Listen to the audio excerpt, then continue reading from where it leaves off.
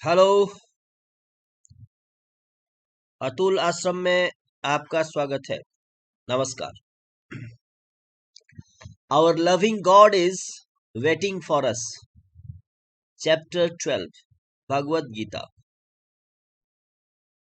भगवत गीता में 12वें अध्याय में भक्ति योग है, जहां एक बात स्पष्ट रूप से आती है, वो ये कि परमेश्वर बड़ी व्याकुलता से हमारी प्रतीक्षा कर रहे हैं। उन्हें हमसे मिलने की उत्कंठा है और वो तरह तरह के उपाय हमें बताते हैं, एक नहीं अनेक कई विकल्प देते हैं कि तुम मेरे तरफ आओ। आइए देखें। वैसे इस अध्याय में 20 श्लोक है, यहाँ पर 9 से 13 तक दिया गया है।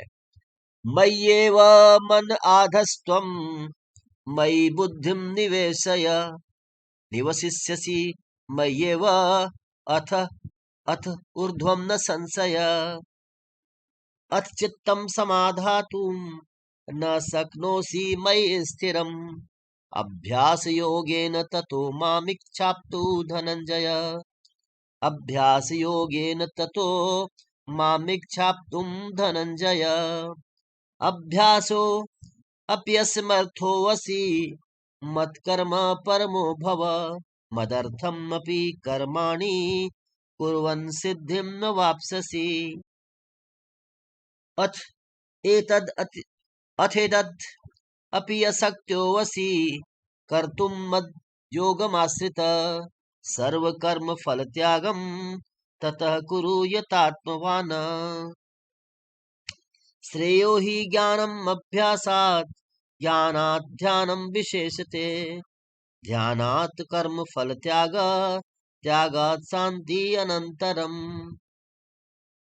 तो मित्रों, 9वें श्लोक में भगवान कह रहे हैं पार्थ को, पार्थ के माध्यम से हम सबों को, मय्ये व मन आधस्तो मयि बुद्धि निवेश। अरे मन को मुझ में लगा दे, बुद्धि को मुझ में निवेशित कर, और इस तरह से तुम मन और बुद्धि को मुझ में निवेशित करके, मुझ में लगा करके, मुझ में नियोजित करके तुम मुझे ही प्राप्त होगे। इसमें कोई संशय नहीं, कोई संशय नहीं। बात भी सही है।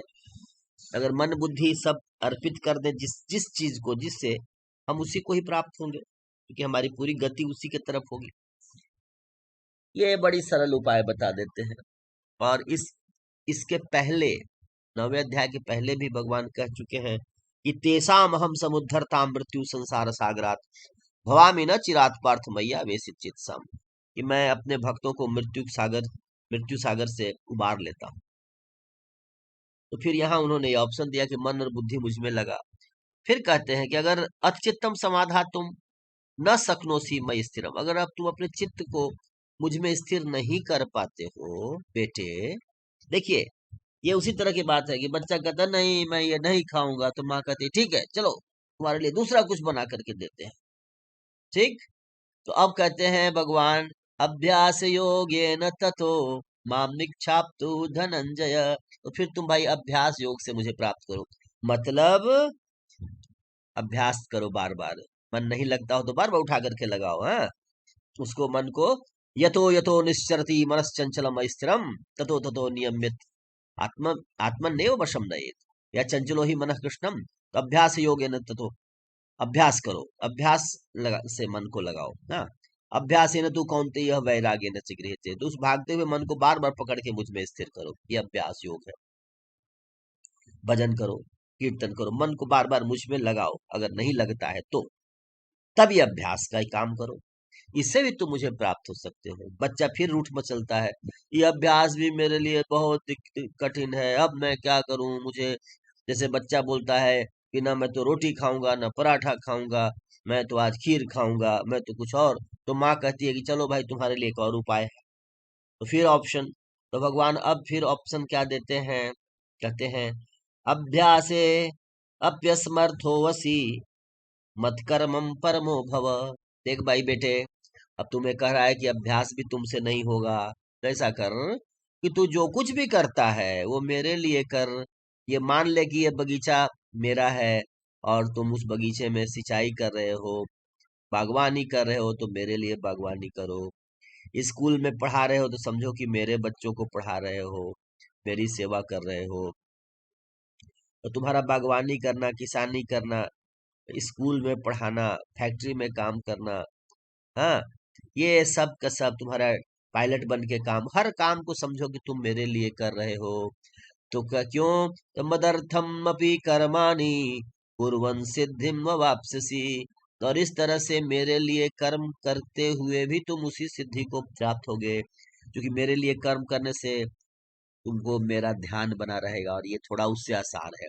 एक है कि अभ्यास कर रहे हैं कि भगवान में मन को, एक है कि नहीं ये बगीचा भगवान का है, ये कुआं खोदने का काम भगवान का है। ठीक है, जो कोई भी प्रोजेक्ट चल रहा है उसको भगवान का कार्य समझो। राम काज किन्हे बिनु मोहि कहाँ विश्राम। हनुमान जी के लिए जैसे अ, अशोक वाटिका, लंका जाना, ये पूरा कार्य सारा का सारा काम राम काज था। जैसे निकले अंगूठी लेकर के, तो राम काज लवलीन मन बिसरा तन का छो। मन को, चित्त को लवलीन करो, काम में लगा दो। ये बड़ा सरल सा उपाय है। माताएं बच्चों में श्री कृष्ण को देखती हैं, उनको उपटन लगाती हैं, मालिश करती हैं, सेवा करती हैं, नहाती हैं और तर जाती हैं। तो ये बड़ा ही साधारण सा कार्य है, बड़ा ही मतलब सहज है ये। गाय की सेवा कर रहे हैं, गौ चारण कर रहे हैं, हाँ, भगवान का ध्यान हो रहा है कि भाई गौ सेवा ईश्वर की सेवा है। तो इस तरह से ये कर्म को मेरे लिए करो भाई। पहले तो है कि मुझ में मन को लगा दो। मन नहीं लगता है तो अभ्यास करो मन लगाने का। चलो वो भी नहीं हो रहा है तो मेरे लिए कर्म करो।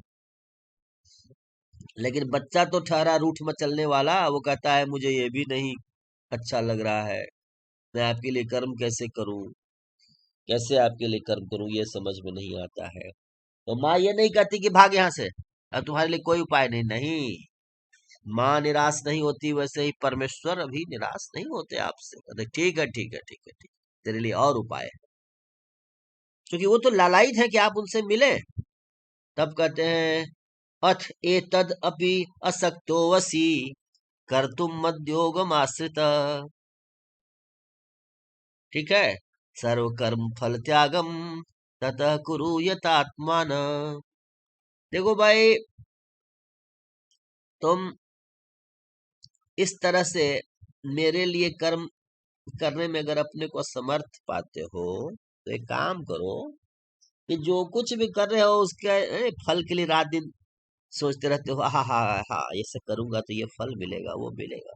ऐसा कर कि निश्चिंत होकर काम कर, फल पर ध्यान मत दो। ठीक है, काम में ही अपने को, चित्त को डुबा दो। काम को सर्वांग सुंदर तरीके से कलाकार के तरह करो। ठीक है, लेकिन उससे तुम्हें वाह वाह मिलेगी या ये मिलेगा, इस तरह का भाव न रखते हुए काम को सर्वांग सुंदर तरीके से करो और सभी तरह के फलों का त्याग करो। ऐसा करने से ही तुम्हें तुम्हें निश्चित रूप से और तत्क्षण शांति का अनुभव होगा।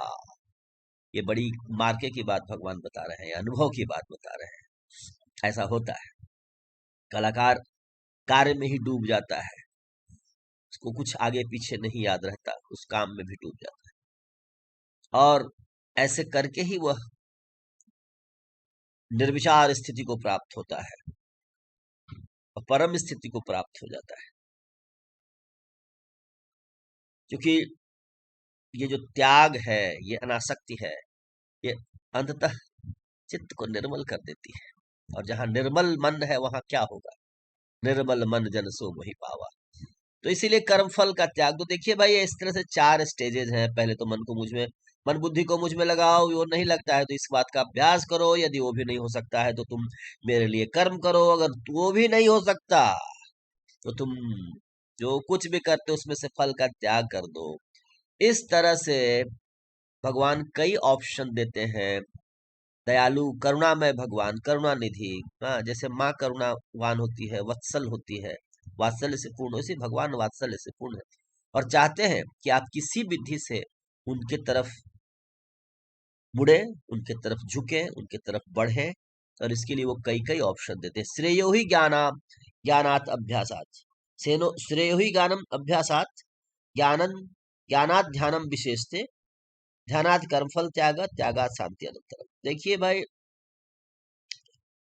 अभ्यास अगर कर रहे हैं और वो मैकेनिकल टाइप का हो रहा है, जैसे आजकल होता है, घर में एक पूजा गठित कर दिए, पंडित जी को बुला लिए, पंडित जी को लगा दिए और बाहर बैठ करके बातचीत चल रही है, चाय कॉफी चल रही है, क्योंकि पूजा पंडित जी से कराते। एक एक एक इस तरह का अभ्यास होता है आजकल, एक कर्मकांड टाइप का लोगों ने कर लिया है। सबके रेट फिक्स है, मतलब आउटसोर्स करते हैं, ठीक है, पर उससे अच्छा है कि हम ज्ञानवान बने।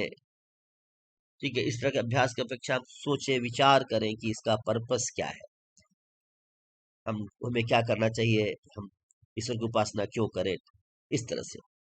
तो इस तरह के अगर हम विचार करते हैं तो हमारे मन में आता है कि मुख्य है ईश्वर का स्मरण और ध्यान। तो अभ्यास, मैकेनिकल अभ्यास से विचार विवेक ज्ञान अच्छा है, उससे भी बढ़िया है ध्यान करना। सीधा परमेश्वर का ध्यान करें, फूल पत्ती दही अक्षत कहाँ खोजेंगे, सीधा ध्यान करें। और अगर आप इस तरह का ध्यान करते हैं, इस तरह बार बार ध्यान करते हैं, तो आपके मन में व्यक्ति वस्तु और विषय के प्रति वैराग्य उत्पन्न होता है। आपको पता चलता है कि जितना कम हम बाहरी दुनिया पर डिपेंड करें उतना ही अच्छा है, और तब आप कर्म फल का त्याग करते हैं, जो उस ध्यान से भी उत्तम है। और त्यागात शांति अनंतरम। तो इस तरह से 13वां श्लोक आ गया। और हम देखें, बस इसमें पूरा यही सारांश निकलता है 9 से 13 तक में, कि परमेश्वर व्याकुल है कि आप उनके तरफ मुड़े, झुके, उनके तरफ बढ़े। और इसीलिए उन्होंने एक नहीं अनेक उपाय आपको बताए हैं। तो आइए हम मिलजुल करके 12वां अध्याय के इन 4 श्लोकों का को समझें, मनन करें और इसको आचरण में भी उतारने की कोशिश करें। धन्यवाद। जय श्री राम, जय भारत, जय जगत।